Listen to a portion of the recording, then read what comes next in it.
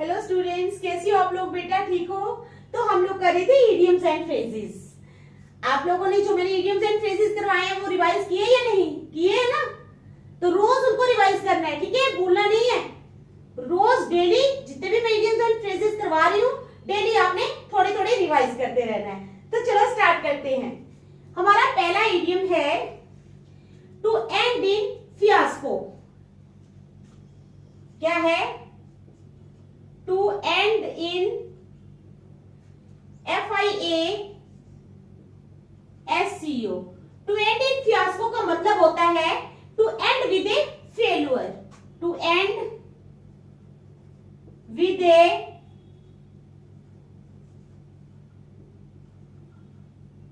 Failure. क्या है? To end in fiasco का मतलब होता है to end with a failure. जब कोई इंसान फेल हो जाता है, किसी चीज में कामयाब नहीं होता, तो उसको बोलते हैं to end in fiasco means to end with a failure. तो चलो इसका सेंटेंस बनाते हैं हम। इसका सेंटेंस बनेगा the conference ended in A fiasco.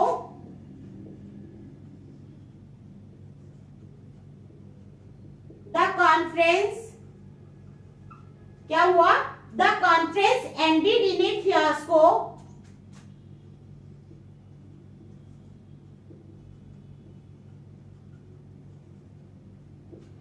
क्यों the conference ended in a fiasco?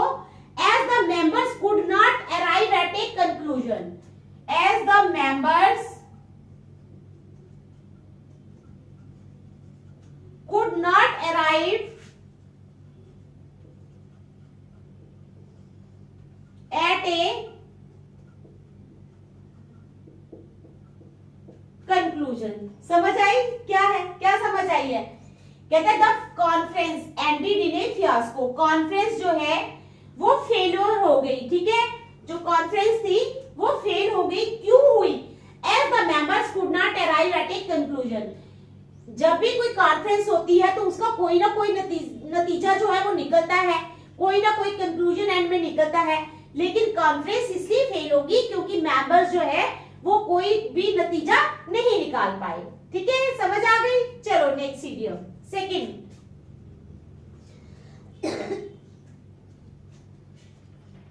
Second है हमारे पास to drive mad. To cause one to become mad और fool. To drive mad. To drive mad का मतलब होता है टू कॉज वन टू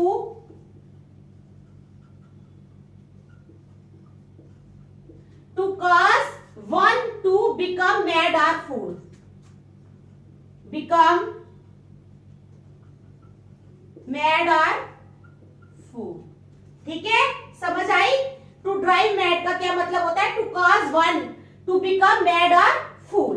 उसके बाद सेंटेंस बनेगा इसका हमारे पास। क्या बनेगा इसका सेंटेंस? शाबाश। All these unnecessary telemarketing calls are driving me mad. All these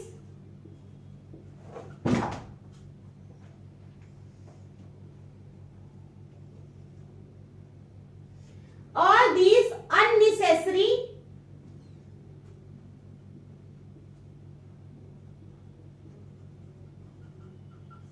क्या है?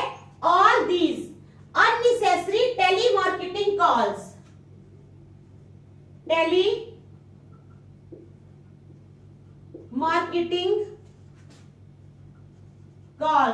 all these unnecessary telemarketing calls are driving me mad, are driving me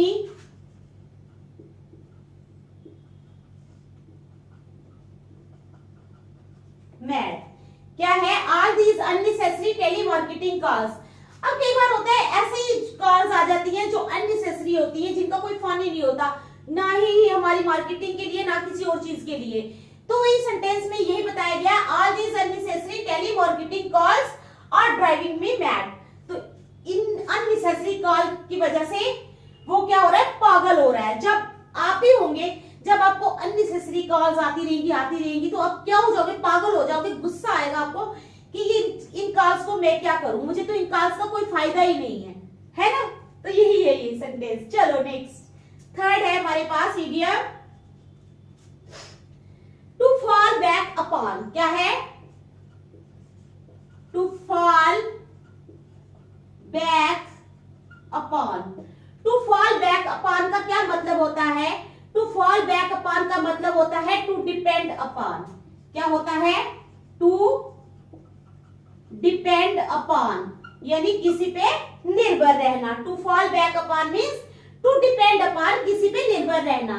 the couple had no funds. The couple had no funds. Couple के पास क्या थे? Funds नहीं थे। The couple had no funds and savings.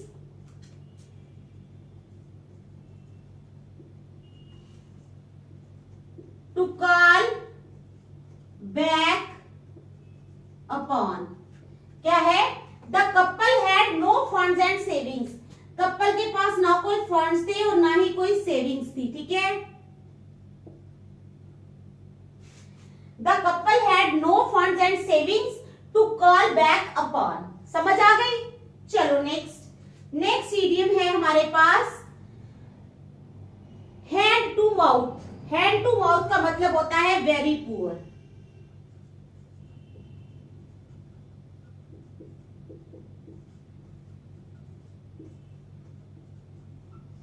Hand to mouth का क्या मतलब होता है? वेरी पुअर, बहुत गरीब होना।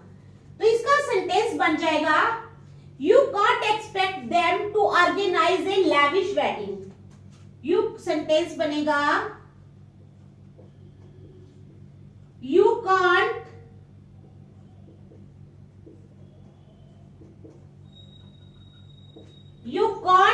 Expect them to organise A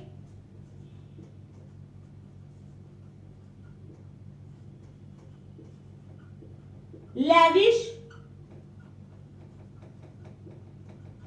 wedding. क्या है? You can't expect them to organise a lavish wedding. They are just hand to mouth. They are just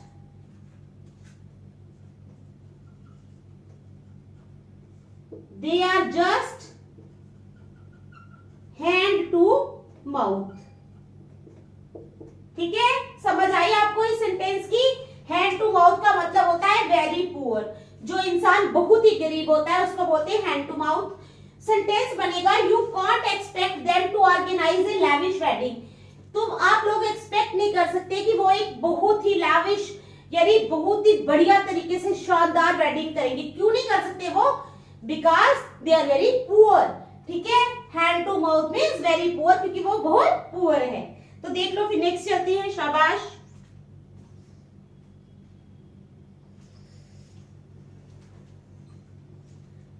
चलो नेक्स्ट।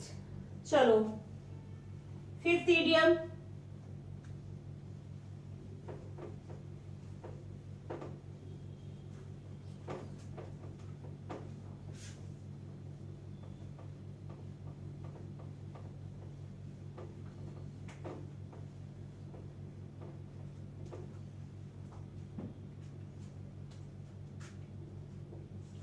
फिफ्थ है हमारे पास idiom have no truck with।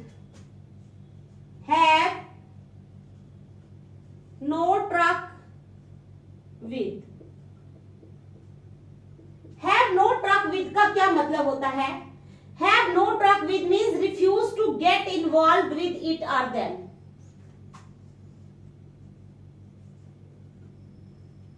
refuse to get involved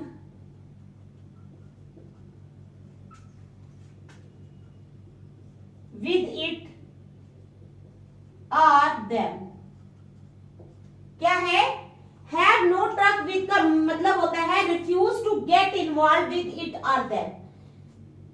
किसी के साथ involve करने से इनकार करना। समझ आई? तो सेंटेंस बनाएंगे हम इसका सेंटेंस बनेगा हमारे पास हैव नो ट्रक विद का after the way he behaved with me in the class।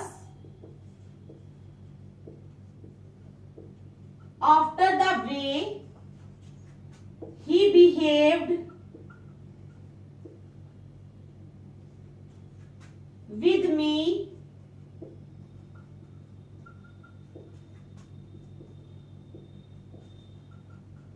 in the class. After the way he behaved with me in the class,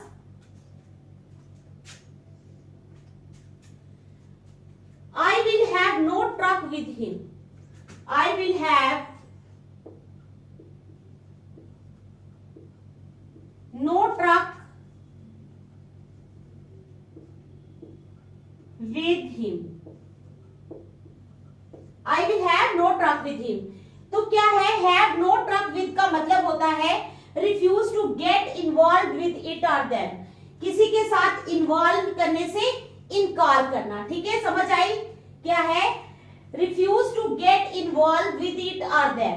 तो सेंटेंस बनेगा after the way he behaved with me, जिस तरीके से उसने मेरे साथ class में व्यवहार किया। क्या किया? जिस तरह से उसने मेरे साथ क्लास में व्यवहार किया। I will have no truck with him, मैं उसके साथ बिल्कुल भी इन्वॉल्वमेंट रखने से इनकार करता हूं। समझ आ गई? चलो next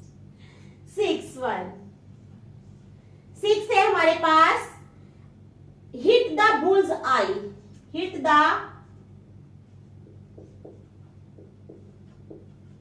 bulls eye. Hit the bull's eye का क्या मतलब होता है? हिट द बुल्स आई का मतलब होता है be exactly right about something. Be exactly right about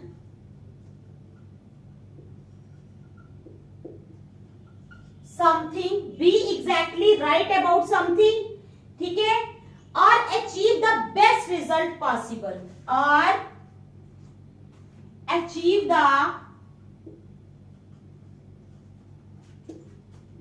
best result possible. समझ आ गई? तो हम सेंटेंस बनाएंगे पहले।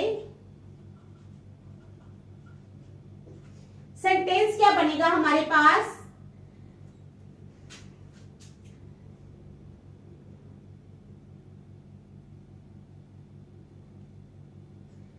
B exactly right about something और achieve the best result possible. ठीक है, he hit the bull's eye in the UPSC examination. उसने यूपीएससी एग्जामिनेशन में क्या किया? हिट की बुल्स आई, यानी बी उसने अचीव किया बेस्ट रिजल्ट पॉसिबल। ठीक है, बहुत अच्छे नंबर लेके वो पास हुआ, तो बेस्ट रिजल्ट उसने अचीव किया। चलो नेक्स्ट 7 है हमारे पास होल्ड वाटर। क्या है 7 हमारे पास? 7 है होल्ड वाटर।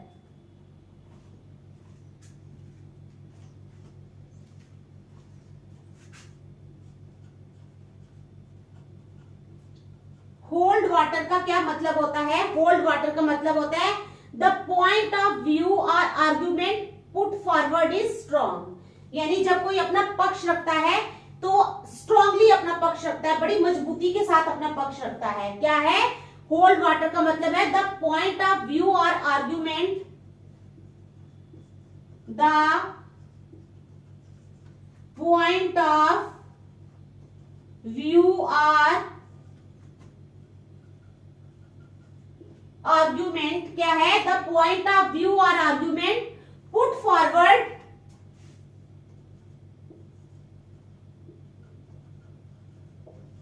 Is strong. ठीक है, तो हमारे पास सेंटेंस क्या बनेगा इसका?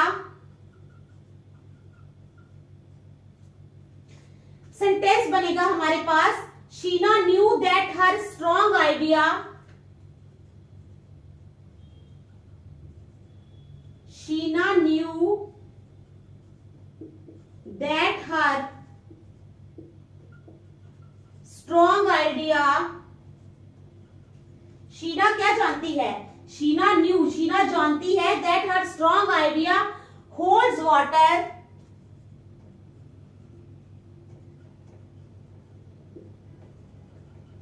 हेंस, ठीक है, hence she decided to present it in a board meeting, hence she decided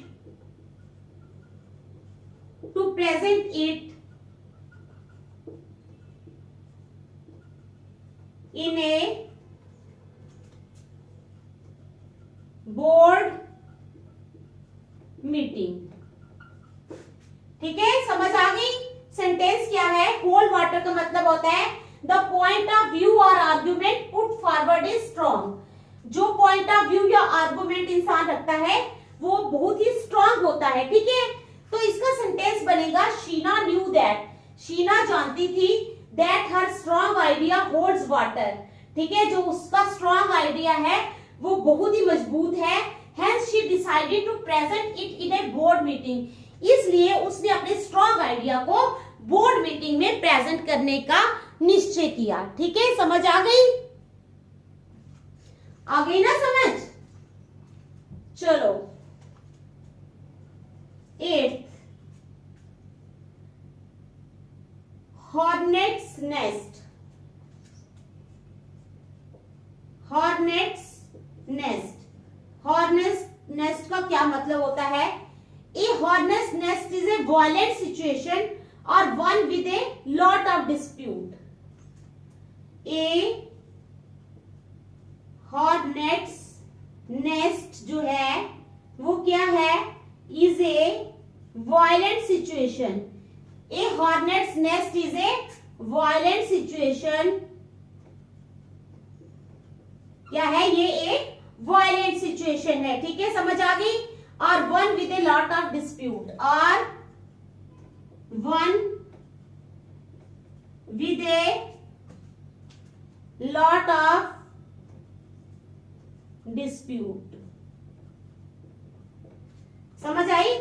hornets nest क्या होता है? A hornet's nest is a violent situation, एक वायलेंट सिचुएशन होती है, और one with a lot of dispute, जिसमें बहुत ज्यादा डिस्प्यूट होता है। तो सेंटेंस क्या बनेगा हमारे पास?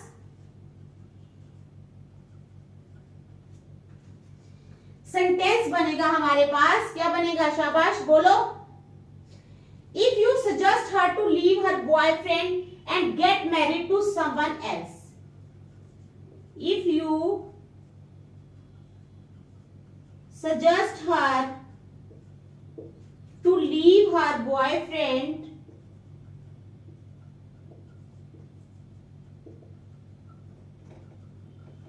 अगर तुम उसको सजेस्ट करते हो कि वो अपना बॉयफ्रेंड छोड़ दे and get married to someone else,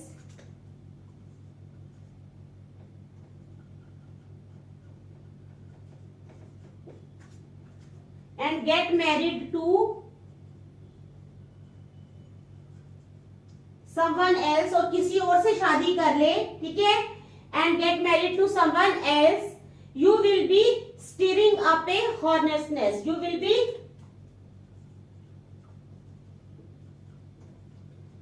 stirring up a hornet's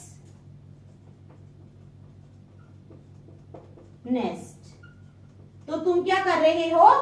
फिर ये बेवकूफी कर रहे हो। ठीक है, बहुत ज्यादा डिस्प्यूट हो जाएगा अगर तुम उसको कहोगे कि वो अपना बॉयफ्रेंड छोड़ दे और किसी और से शादी कर ले, तो you will be steering up A hornet's nest. तो आज हम यहीं तक रखेंगे, नेक्स्ट हम कल करेंगे। Thank you.